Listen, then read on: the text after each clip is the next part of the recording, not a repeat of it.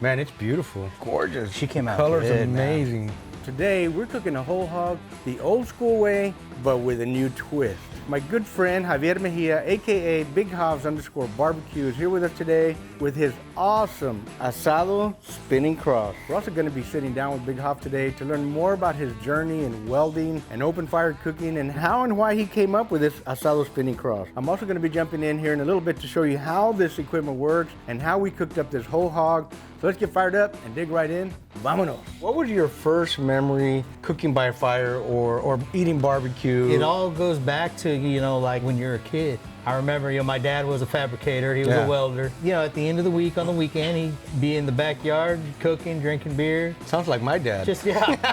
And that was his thing, and I was a little kid. So what did your dad used to cook the most, or what was the most popular barbecue or grilling meats at your house? Man, I mean, it was everything. Kind of like us now, it's fajitas or sometimes chicken or brisket. Mm-hmm. He'd get a little bit more into like the tripas and the machitos. And even till today, that's like some of my favorite stuff. Those are delicacies, man, all day long. The Especially tripas, down here. The machitos. My mom, she'd make tortillas. So it was always, like a real barbecue, In my house, we love to make salsas and pico de gallo. And did your mom and dad always have a house salsa? Or? But yeah, like we had to have salsa with everything. We had chili piquin plants all over the yard. Ooh, yeah. My dad, I'm gonna make some salsa. So he'd go outside to the chili piquin bush. And, with the molcajete? Yeah, with the molcajete making salsa. Take us from there to how you started to cook and how you came about to create and make these amazing crosses that you cook on. Like I said, it all kind of funnels back down to the way I was brought up and that kind of stuff. And my dad being a welder, and they're not gonna buy a barbecue pit, they're gonna build one. Right, So I kind of fell in that same, thing, like the way my father would relax would always be like turn on a fire, drink some beers, and barbecue some meat. Yeah. Once I got older and out of school and I started working and making my own money, man, I'm off today, what do I do? I was like, you know what, I'm gonna barbecue, I'm gonna cook out, And that's where I started learning, just from watching my pops. I lived in an apartment one time and I had to have a little pit, be cooking on the porch or whatever, and all these years later, it's grown a lot. Something that I've enjoyed doing, and it's just something that I enjoy to do. All right, so why would we want to cook a hog the old school way on a big cross like this? It's about creating great memories with your family and with your friends. First thing you want to do is you want to make sure that hog is completely thawed. Now, once it's go day, it's cook day, you're ready to get fired up and get that hog under the cross. You want to lay it on a big old table. You want to make sure that it's rib cage up. You want to score it down both sides of the backbone and then crack it open. Make sure it's nice, open and flat. And then you want to season it up liberally, generously, depending on what you're using to season. Next thing you want to do is start with a small fire. I'll put a little bit of charcoal down there in the bottom, get it lit up, and then I'm going to stack my wood right here just like this. Cooking a whole hog is about patience, it's about time. And so you want to get your fire going after you season it inside. Give it enough time to build some coals. You're going to continue to add wood and you're going to have coals in the bottom. You're going to spread some of those coals over toward the back and you're going to keep some of them up here toward the front. Generally, you're going to keep your fire going right up here in the front because if it gets too hot, you can always stand the animal up a little bit higher and get it away from the heat. If it's not enough coals, you can always come back down this way. And you can always pull the pin and get really close to that fire too. It sounds like you have a passion for cooking, and that's, in my opinion, one of the biggest things that makes a difference. So how did you go from there to start fabricating the crosses? The whole fabricating and the metal work, it's the same thing, I'm passionate about it. Mm-hmm. It's something that relieves my mind. It's just once I get going with it, it's just me and what I'm doing. It's something you enjoy doing. Right. My wife has a story. We moved to Edinburgh and our first home, I was all like, man, I need to get a barbecue pit. And I bought one off the side of the road, water tank, whatever, just to get going. Yeah. But my wife asked me, or she told me she wanted to eat some brisket. And so right there, I thought like, damn, well, I don't have nothing to cook a brisket in. I've got my barbecue pit, which is a direct heat pit. Yeah. So I started thinking like, man, well, now I need to build a smoker so I can make my wife some brisket. You see a lot of things out there and like pipe and stuff like that. Little by little, I'm like, oh man, look at that piece of pipe. I'm gonna take it home or I could use this. And finally I had everything I needed to build a smoker. So anyway, I built this smoker and I was ready to start making brisket. Started with the selects. Every weekend, brisket. I was about 20 briskets in before I finally figured out in Before my you were mind. happy with it. Right, and that's what I always say, you know, like, yeah, you can get these Wagyus and primes, but if you can get a select and bring out the best of it, then you're good at it. Then you and know how that's to what I cook. wanted Yeah, to do. yeah. So living down here on the weekends with my pops, we'd go down to Reynosa a lot. You know, he'd go and get his hair cut and go drink some beer, and then we'd go eat. And you know, when you're walking through the square, you're seeing the restaurants with all the cabritos. And you know, and as a little kid, you know, you're looking at it like, man, this is so different from the other side of the river. Yeah, true. You know, and you're looking, and then, you know, with the cabritos, it doesn't take much to make one asado. You know, Right. you can get a rod and mount it on there, put it over a fire, cook it. Beautiful. The light bulb didn't go off with the crosses up until I started cooking pigs. Pigs are a little They're bit a little more bigger. The weight's a little bit awkward in some spots. I went to a get together with a friend of mine, and he's, you know, of course, you know, I'm gonna bring a cabrito, and hey man, we got a pig. Do you want to cook it also? So I get this pig mounted up on that cross, and you know, I'm cooking it. And I was thinking, man, I really need to turn this thing. And you know, but when I made that pig, and I went to turn it, it just seemed like there was an easier, better way. And I had already, you know, been rolling with like, you know what, if the cross would do this or if it would do that. So then when I got home on a Sunday, I built one.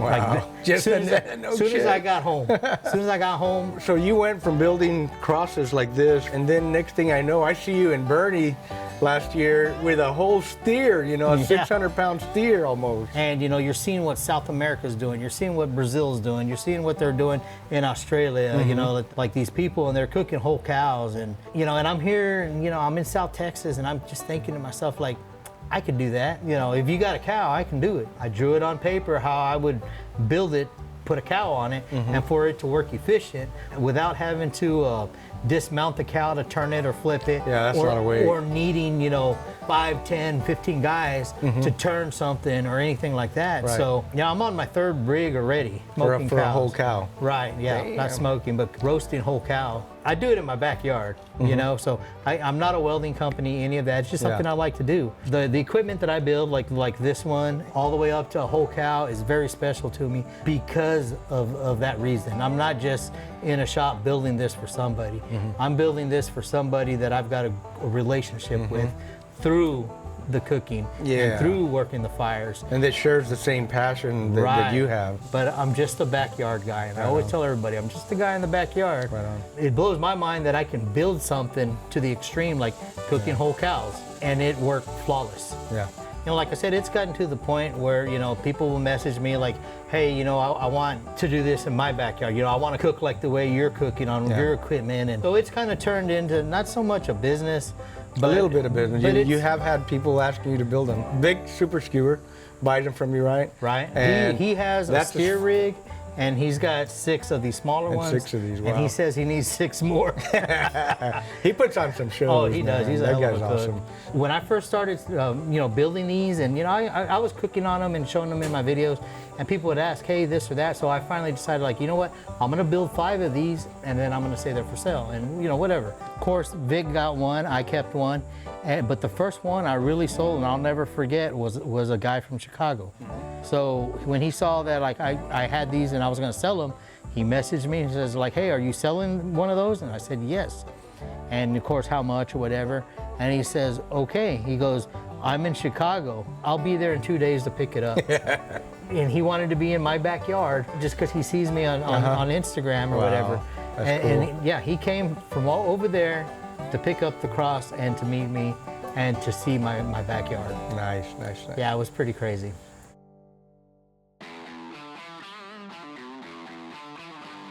Once you got your fire going, that's only part of the game.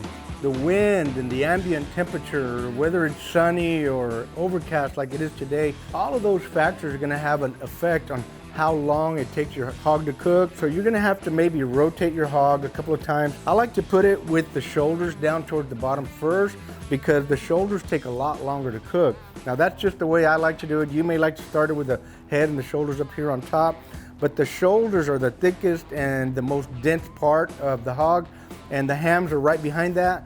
So you want to make sure you're cooking the shoulders and the hams first, not too much heat right here in the middle where the rib cage is. because it will overcook and potentially fall apart. And it is a long, slow process. It's all about eyeball. You want to control that fire. You want to have enough wood going there for that little kiss of smoke, but you want enough coals where it's not just smoky either. So it's all about eyeballing the meat and seeing what color it is and seeing how it's cooking. If it's cooking too fast, you can get it up higher, or you can just spin it around and cook the other half, you know, and lock it up there as well. And the other thing you can do, if it's cooking too much on one side, you can spin it around the other way. And then also flippity flip it the other way as well. And so you need to be psychologically geared up. You may want to have an ice chest out there with some beverages. It may be soda, water, or whatever you like to drink. It is normally an all-day cooking process, so you want to be prepared both physically and mentally, and you want to make sure you have enough wood as well. All right, now the most important thing out of all of this that you have to remember, once you're committed, you have to keep feeding that fire. Once you have that hog on here, don't get away for very long. You want to continue to feed that fire. You want to maintain that fire. If you let it get too low on the coals, it's going to get real smoldery to get the next logs going. So you want to keep a constant, steady fire. If it's too hot, you raise it up. If it's not hot enough, you bring it down a little bit lower. But the main thing is nice, steady temperature, and you'll get it done. I can see you're super passionate, and apparently this turned into at least a little business for you. Do you see yourself maybe making it bigger at some point in time? And I ask this because I know when I had a regular job and I was still competing, all I thought about 24/7 was the competitions. Right. Because that's what I wanted to do full time. That was what I really wanted to do. I didn't want to be working in a regular job. And so I would think about it 24/7. Eventually it became a reality. You know, my dream came true, and fast forward a few years and here we are. I mean, I love this. This Yeah. is what I love. You know, the cooking part of it, the building things that people can use to have good times. And, you know, in the future, you know, I can see myself, you know, having a small shop and doing some fabricating, you know, full time and, Nice. and paying the bills. Right on. Yeah. Yeah. So what are some of what's your favorite thing to do? What makes you laugh and have fun in the backyard today? When somebody else is cooking and I'm hanging out drinking beer. That's why I brought you here. Yeah, I can have fun. All right, guys, so I have one of my favorite bourbons from Still Austin. Not too much because it's only 106 degrees out here and we got a long ways to go. Thanks for Salud. having me. Salud. Ooh, that's good. That's really good. Because we need to get rotated like the pig. Well, I'm just kidding. one shot. One shot.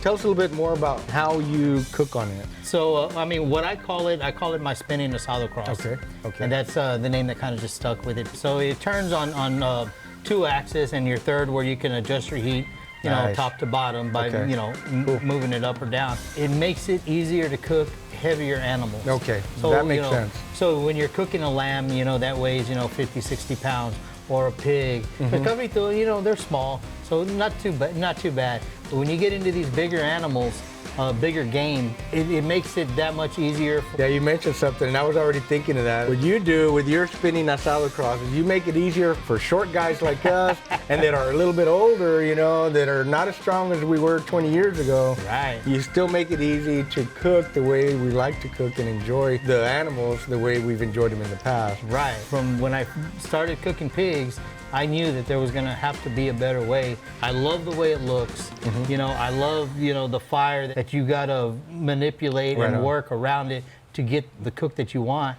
And I didn't love having to turn and flip, you know, this Right. thing and struggling with it. Once it's cooked, you can flip it over and get the cross down close to the fire, get it real close to the coals, and get that skin nice and crispy and crunchy, if that's what you want to do. Once it's done and it's fully cooked, if it's not time to serve yet, then I'll bring it and stand it up straight like this, and it'll just stay warm, standing up right here. You're gonna have a little fire here. It'll keep it warm. Every once in a while, maybe every 20, 30 minutes, you're gonna wanna come rotate it around the other way and keep the other side warm, especially if it's cold outside. And that's pretty much it, friends. Once it's all cooked and everything else is ready, enjoy the fruits of all your hard work and that long day of cooking, and enjoy some really good open fire whole hog. Man, it's beautiful. Thank you. It looks gorgeous. She came out Color's good, man. amazing. When you do this, make sure you got plenty of time. If you're in a hurry, you're not gonna get your best product. See, let's start with this leg right here. Look at that, just falling apart, man. Look how moist that is right there. I want a little skin. Man, that's so good. Meat's perfectly soft, flavorful. Moist. Very moist. And listen to that thing peel. Oh, fun. Oh man, Pretty good. that's damn good. We did not baste this. We seasoned it with a little bit of wow, right? Yep. Ooh, pork belly. Pork belly I gotta meat. try that, man. Just pulls right apart. Wow. Cheers. Ooh, man. Man. I mean, that was good. This is really good. It's fantastic. Jesus, that was good. Y'all need to try it. Oh, man. Hey. It's like another level of good flavor. The texture, Incredible. the yeah, moisture it just in melts it. in your mouth. Jesus, that was That good. just melts in your mouth. Here's that neck meat. Oh, man, that's good. Here's that loin meat. Look at that. Wowzer gazowzer. Good. It melts in your mouth. A little taco, a little salsa. Woo-wee. Perfectly cooked. Amazing. The whole rack of ribs comes right out. Yep, there we are. Just perfectly cooked. And I'm gonna say this is probably some of the best part right here. Right. Oh yeah. Yeah. Good. Got that little crunch in it while it's still soft and juicy. That is good. Yeah, bite through just like a KCBS rib. Gotta say, this is the cleanest teardown I've ever done. Oh my gosh, that was so good. Hob, you brought your spinning cross. It did an awesome job. It's so easy to control. You just spin it this way, flip it this way, like with one finger. That's a really, really nice, well-fabricated, well-thought-out piece of equipment. Before we wrap it up, Hob, I think we should take one more bite. Let's take a I'm bite. gonna pick another little piece of meat here. We're gonna give this a final little finishing dust. Cheers. Cheers, y'all. That was so good. I really, really appreciate you, man. And thank you And so much. so did you. Enjoy. Thank you you. deserve it. Hob, where can people find you and inquire about your spinning crosses? You can find me on mainly Instagram, Okay. BigHobs_BBQ. Shoot me a message and I'll get back to you. I look at all my messages. Facebook, Javier Mejia. Okay. You know, shoot me a message there. Okay. Or if you know somebody that knows me, tell them to get a hold of me. However. All right, brother. Cheers, brother.